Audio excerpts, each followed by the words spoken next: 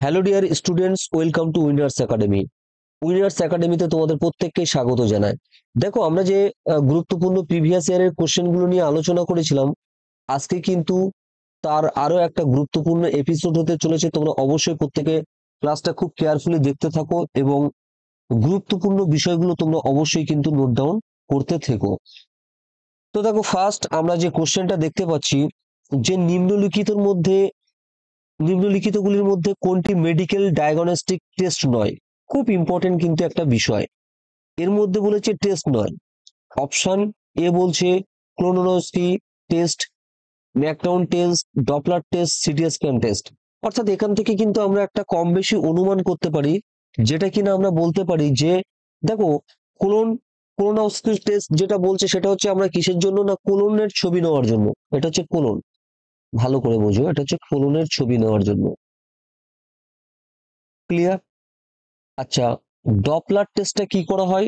না, Doppler test যেটা হচ্ছে রক্ত প্রবাহ, এটা হচ্ছে রক্ত, তোমরা অবশ্যই কিন্তু প্রত্যেকে প্রবাহ। ক্লিয়ার?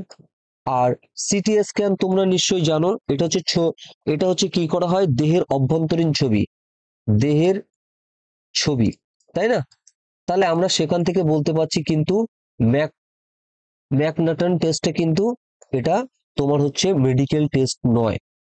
নাম্বার 22 কোশ্চেন দেখো, কে পোলারয়েড ইনস্ট্যান্ট ক্যামেরাটি ডিজাইন করে? দেখো, তোমাদের কিন্তু একটা বিষয় বুঝতে হবে যে তোমাদের মিসলেনিয়াস এর কোশ্চেন কিন্তু যথেষ্ট ডিপলি কোশ্চেন হবে, ঠিক আছে? তো সেইভাবে তোমাদের কিন্তু স্টাডি বা স্ট্র্যাটেজি তোমাদের রেডি করতে হবে। তা কে পোলারয়েড ইনস্ট্যান্ট ক্যামেরাটি ডিজাইন করেছেন? এই ক্ষেত্রে আমাদের অপশন হয়ে যাবে এডুয়েন এডুয়েন ল্যান্ড। অর্থাৎ অপশন এ কিন্তু আমাদের রাইট অ্যান্সার হয়ে যাবে। না, এডুয়েন ল্যান্ড কত সালে? মনে রাখবে, 1947, অর্থাৎ আমাদের যখন দেশ স্বাধীন হয় সেই সময় করেছিল। এটা কোথায় করেছিল এটাও তোমরা মনে রাখো, এটা হচ্ছে নিউ ইয়ার, এটা হচ্ছে নিউ ইয়ার। ক্লিয়ার? আচ্ছা, পরবর্তী কোশ্চেন তোমরা দেখতে পাচ্ছ। আহ পরবর্তী কোশ্চেন যেটা বলছে লাইফাই। এখানে দেখো, লাইফাই সিস্টেমটি কি? এটা কিন্তু একটা খুব গুরুত্বপূর্ণ একটা বিষয়। লাইফাই সিস্টেমটা হচ্ছে, তোমরা যদি দেখো, আমরা ওয়াইফাই এর নাম শুনেছি, তাই না? কিন্তু এখানে দেখতে পাচ্ছি লাইফাই এর কথা বলেছে। লাইফাই হচ্ছে কি, না অপশন বি হয়ে যাবে, এটা একটা সিস্টেম যা কেন্দ্রীয় লাইট অ্যান্টেনার উপর নির্ভরশীল। মনে রাখবে, এলইডি যে বাল্বগুলো আমরা ব্যবহার করি, বোঝা গেছে? এটার ফুল ফর্মও তোমরা হয়তো মনে রাখবে, সেটা হচ্ছে কি emitting diodes light emitting diodes. Clear? চলো, নেক্সট কোশ্চেন আমরা দেখতে পাচ্ছি। নেক্সট কোশ্চেন দেখো, 24 নম্বর কোশ্চেন যেটা আছে, যে সার্বজনীন রক্ত দাতা কাকে বলা হয়? সার্বজনীন রক্তদাতা। তো দেখো, এখান থেকে কিন্তু বহুবার এই কোশ্চেন গুলো আমাদের এক্সামের ক্ষেত্রে এসেছে, তোমরা নিশ্চয়ই জানো। তাহলে সার্বজনীন রক্তদাতা হচ্ছে আমাদের কে পড়ছে, না ও গ্রুপ। আর গ্রাহিতা আমাদের পড়ছে কি, না এ বি। এটা হচ্ছে গ্রাহিতা, গ্রাহি গ্রাহিতা। ক্লিয়ার? তোমরা এই সমস্ত গুলো অবশ্যই প্রত্যেকে নোট ডাউন করে রাখো। তারপর দেখো, 25 নম্বর কোশ্চেন কি বলছে, ওরাল গ্লুকোজ টলারেন্স পরীক্ষাটি কিসের জন্য ব্যবহার করা হয়? এটা কিন্তু একটা খুব ইম্পর্টেন্ট কোশ্চেন। এক্ষেত্রে মনে রাখবে হচ্ছে ব্লাড সুগার, অর্থাৎ ব্লাড সুগার যে পরীক্ষা করা হয় সেটাকে বলে ওরাল গ্লুকোজ। তোমরা দেখতে পাচ্ছ গ্লুকোজ, এর মধ্যে দিয়ে কিন্তু আমরা এর অ্যান্সারটা মোটামুটি বুঝতে পারছি, তাই না? চলো, আমরা 26 নম্বর কোশ্চেন যদি দেখি, যে 18তম এশিয়ান গেমস, অর্থাৎ 18তম, এটা 2018 সালে অনুষ্ঠিত হয়েছিল, সেটা কোথায় অনুষ্ঠিত হয়েছিল এটা জানতে চেয়েছে। কিন্তু এক্ষেত্রে আমাদের এবার যেটা করতে হবে, যেহেতু 18তম নয়, আমাদের একদম কারেন্ট ইয়ার আমাদের এই গেমসটা কোথায় হয়েছিল সেটা কিন্তু আমাদেরকে একটু জানতে হবে, ঠিক আছে? আচ্ছা, এটা তোমরা আমাকে একটু বলবে যে 2024 এটা 2024 এটা কোথায় হবে? তবে আমি একটু বলে দিই, 2022 সালে কিন্তু, 2022 সালে কোথায় হয়েছিল এটা? এটা মনে রাখবে, চীন, চীনে হয়েছিল, তাই তো? চীনের কোথায় থেকে? হাংঝাওয়ে হয়েছিল। ক্লিয়ার, এখানে হয়েছিল। আর এটা মনে রাখবে, এটা প্রথম যখন ফার্স্ট ইন ফার্স্ট কোথায় হয়েছিল মনে রাখবে, ইন্ডিয়াতে হয়েছিল। কিন্তু প্রথম যে এশিয়ান গেমসটা হয়েছিল সেটা হচ্ছে ইন্ডিয়াতে, কত না 1991 সালে। ঠিক আছে, এটা কিন্তু নিউ দিল্লি হয়েছিল। ক্লিয়ার, এই বিষয়টা ইনফরমেশন গুলো কিন্তু তোমরা মনে রাখবে, প্রথম হয়েছিল ইন্ডিয়াতে। আচ্ছা, 27 কোশ্চেন, পশ্চিমবঙ্গ 71তম সন্তোষ ট্রফি। যেহেতু এটা কারেন্ট অ্যাফেয়ার্স এর একটা পার্ট, স্ট্যাটিক জিকে এবং কারেন্ট অ্যাফেয়ার্স, এখানে 71তম আমাদের সন্তোষ ট্রফি দিয়েছে। আমরা 71 নয়, এটা আমরা যেটা করবো 77তম। ক্লিয়ার, এই 77তম সন্তোষ ট্রফি কাদের মধ্যে হয়েছিল না, সার্ভিসেস ভার্সেস গোয়া। কাদের মধ্যে হয়েছিল, সার্ভিসেস ভার্সেস গোয়া। আর এখানে সার্ভিসেস কিন্তু জয়লাভ করেছিল, এটা তোমাদেরকে মাথায় রাখতে হবে। কেমন, চলো আমরা নেক্সট কোশ্চেন দেখে নেই। নেক্সট আমরা 28 নাম্বার কোশ্চেন যদি দেখি, এখানে দেখতে পাচ্ছ যে 1960 সালে প্রথম প্যারা অলিম্পিক গেম অনুষ্ঠিত হয় কোথায়। প্রথম প্যারা অলিম্পিক গেম কিন্তু আমরা এমনি নর্মালি অলিম্পিকের কোশ্চেন দেয়, কিন্তু এখানে কিন্তু প্যারা অলিম্পিকের তোমার কোশ্চেন দিয়েছে। এক্ষেত্রে মনে রাখবে আমাদের রোমে কিন্তু প্রথম প্যারা অলিম্পিক অনুষ্ঠিত হয়েছিল, তাই তো। এবং 2020 সালে 2020 সালে সরি 2020 সালে কোথায় হয়েছিল না, এটা মনে রাখবে 2020 সালে যেটা হয়েছিল সেটা হচ্ছে জাপান। এটা হচ্ছে কি সামার, অর্থাৎ গ্রীষ্মকালীন। গ্রীষ্মকালীন যেটা হয়েছিল সেটা হচ্ছে সামারে হয়েছিল, এই সরি জাপানের টোকিওতে হয়েছিল। ঠিক আছে, টোকিও, টোকিও।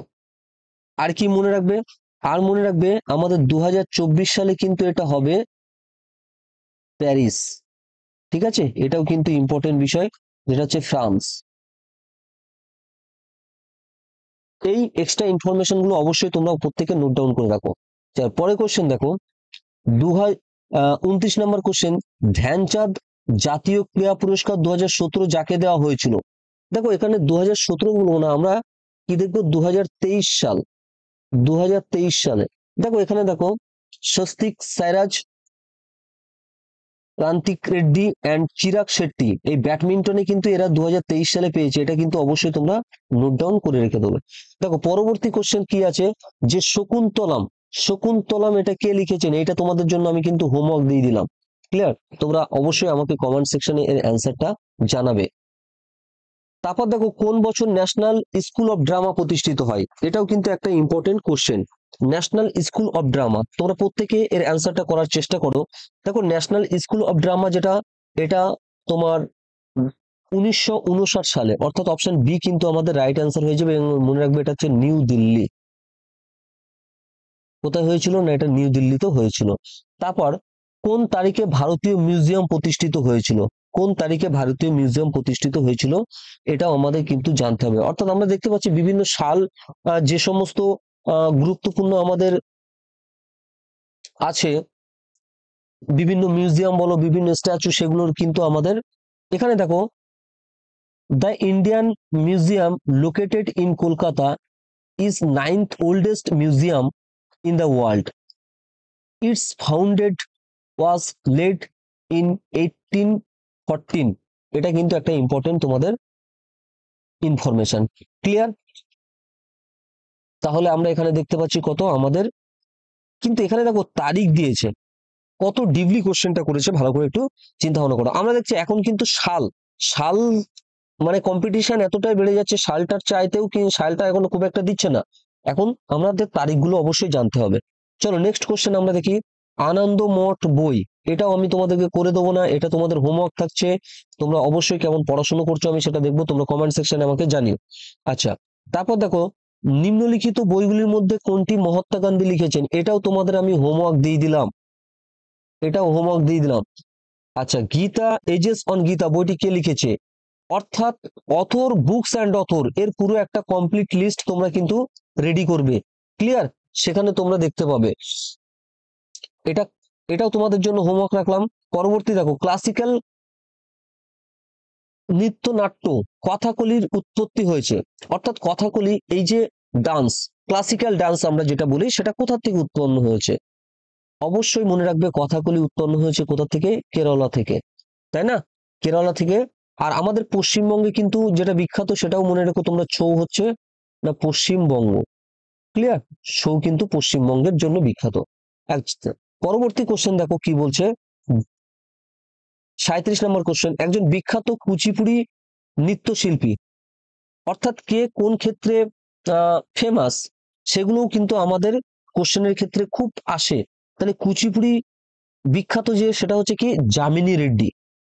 যামিনী রেড্ডি, এটা কত্থক বলে যেটা আছে সেটা তোমরা মনে রাখবে না। কত্থকের জন্য যিনি আছে ভারতী গুপ্তা। আচ্ছা, ভারতী গুপ্তা আছে, আর হচ্ছে দুর্গা দাস আছে, দুর্গা দাস আছে, আর কি আছে, আর হচ্ছে সীতারা দেবী, সীতারা। ঠিক আছে, এই নামগুলো তোমরা কত্থকের জন্য কিন্তু ইম্পর্টেন্ট, তুমি রেখো। পরবর্তী কোশ্চেন দেখো, পরবর্তী কোশ্চেন যেটা আছে সেটা হচ্ছে গিধা পারহুম মহিলারা প্রস্তুত করেন বিবাহ উৎসব যে রাজ্যে। গিধা পারহুম, অর্থাৎ বিভিন্ন দেশের যে বিভিন্ন রীতিনীতি গুলো আছে সেগুলো কিন্তু ট্র্যাডিশন যেগুলো আছে সেগুলো তোমাকে কিন্তু জানতে হবে। তো এই গিধা পারহুম হচ্ছে, এটা হচ্ছে ফোক ড্যান্স অফ পাঞ্জাব। এটা হচ্ছে,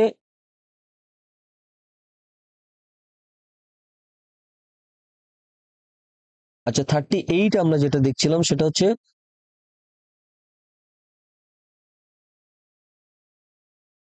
অ্যাকচুয়ালি কোশ্চেনটা একটু দেখবে তো, আমার মনে হচ্ছে এটা হচ্ছে পাঞ্জাবের একটা ফোক ডান্স মোস্ট প্রবাবলি। ঠিক আছে, ঠিক আছে, তোমরা এটা দেখো এবং আমিও দেখবো যে এটা কি হচ্ছে, এটা হোমওয়ার্ক থাকলো। আমি যতটুকু জানি ফোক ড্যান্স অফ, এটা পাঞ্জাবের একটা তোমার ফোক ডান্স, যেটা মহিলারা মূলত করে থাকে। আচ্ছা, নেক্সট কোশ্চেন দেখো, কে বাঁশের বাঁশি বাজানোর জন্য বিখ্যাত? কে কোন ফিল্ডে বিখ্যাত? সিতার, তাই তো। সেতার তোমরা জানো মোটামুটি, এই সমস্ত যে বাদ্যযন্ত্র, তবলা, সেক্ষেত্রে কিন্তু এগুলো খুব ইম্পর্টেন্ট। তো তারও একটা নোট তোমরা রেডি করবে, আমি বলে দিচ্ছি কোন টপিক গুলো থেকে আসতে পারে। তো সেক্ষেত্রে তোমাদের অবশ্যই হয়ে যাবে কি, তোমরা আহ বাঁশের বাঁশি হচ্ছে পান্নালাল ঘোষ। পরবর্তী কোশ্চেন, কত তারিখে শাস্ত্রীয় নৃত্যকে সঙ্গীত নাটক একাডেমি স্বীকৃত করে? কত তারিখে শাস্ত্রীয় নৃত্য, দেখো কত ডিপলি কোশ্চেন হচ্ছে, এই কোশ্চেন গুলো কিন্তু তোমাদেরকে ভালো রকম ভাবে জানতে হবে। সেক্ষেত্রে আমাদের আনসার হয়ে যাবে কি, না আমাদের হচ্ছে আনসার বি হয়ে যাবে রাইট অ্যান্সার। অর্থাৎ সেক্ষেত্রে হয়ে যাবে তোমার নভেম্বর, 15ই নভেম্বর 2000 সালে কিন্তু হয়েছিল। ক্লিয়ার?